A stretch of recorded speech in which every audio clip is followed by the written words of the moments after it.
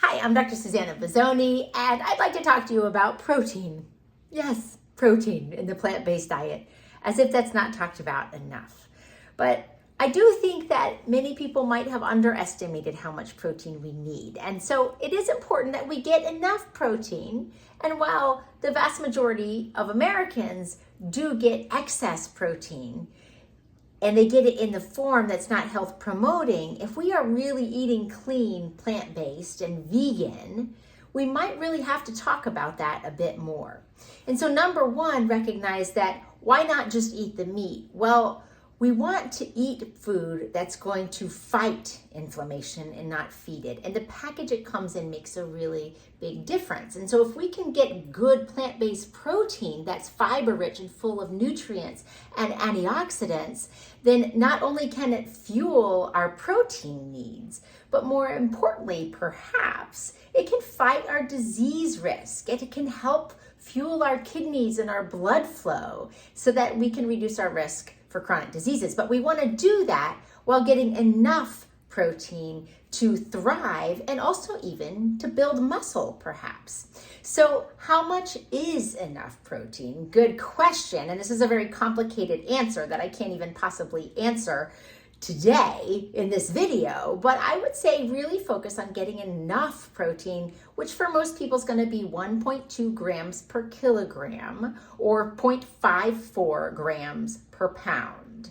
If you are Joe Schmo or Jane Doe and you want to go to the Olympics or train for an elite athletic event or really build a lot of muscle, you're probably going to need more than that. You'll definitely need more than that. Maybe as much as 1.6 grams per kilogram or even more. But how can we do this is more important.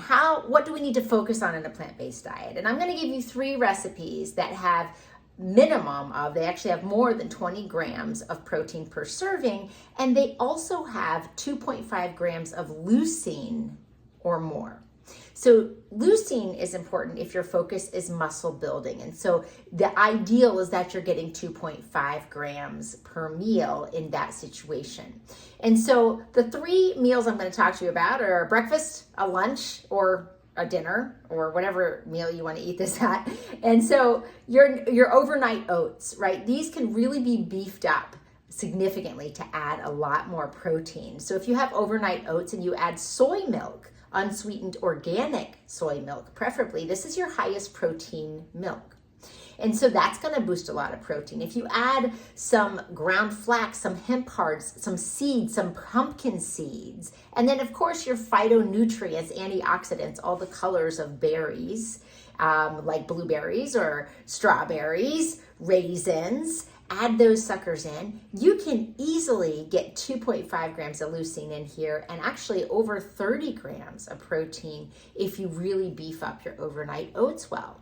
Now, if your goal is weight loss, you have to be cautious with how much fat you're adding in with all those seeds, but you can see how you can flesh that out to really get your needs met pretty easily. And it looks a lot more than just oats and berries. So try to get those seeds in as well as maybe a tablespoon of peanut butter, and that can really add to your leucine. Another meal can be lentil loaf, right? I love this recipe of lentil loaf that's from the Engine 2, and I add 2 flax eggs into it, meaning 2 tablespoons of ground flax in 4 tablespoons of water, just as a binder. It makes it a little bit moister. Also add some extra omega-3s and some extra fiber to the tofu and the lentils that you're going to get in there, and the oats, all of which have a strong source of leucine in them. And especially if you're combining these things in the plant-based diet, that can get you those leucine needs met specifically. Leucine is a branched chain amino acid, which I failed to mention before, and is important for muscle development or growing muscle if you're working towards that, which we all really should be.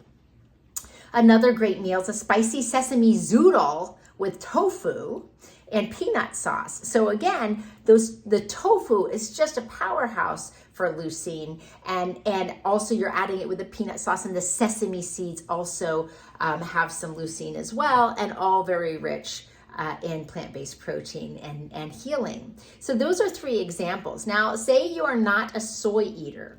I would ask you, one, if you are plant-based and you're not eating soy, really talk that through with someone to see if that's the right thing for you. But say you're one of the minority that really can't tolerate soy, then what are other sources of high protein, but also specifically leucine? Seitan is one, which is gluten, or the protein in gluten. And so, of course, you wouldn't do that if you were gluten-free, but that's an incredible source of leucine. And also seeds and nuts and legumes. So if you get a cup of most of your legumes or your beans, you're ranging about a gram of leucine in there.